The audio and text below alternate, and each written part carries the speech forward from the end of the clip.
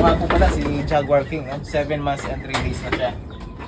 So nung una, nung dumating siya sa atin, merong yang sakit, no?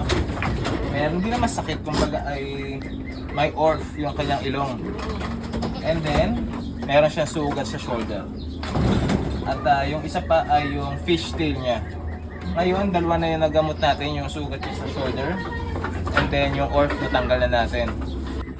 So yun lang, tanging paalala lang kapag tayo ay bumili ng kambing, huwag natin isisisi sa mga breeder kung namayat ang ating kambing sa ating pangangalaga. Tulad ako, binili ko siya ng maayos naman, pero wet feeding, kinonvert ko into dry feeding. Medyo namayat ng konti kasi ilang araw o linggo siyang hindi kumakain ng dry feeds kasi nga sanay siya sa wet feeding. And I understand naman na ganoon talaga mangyayari.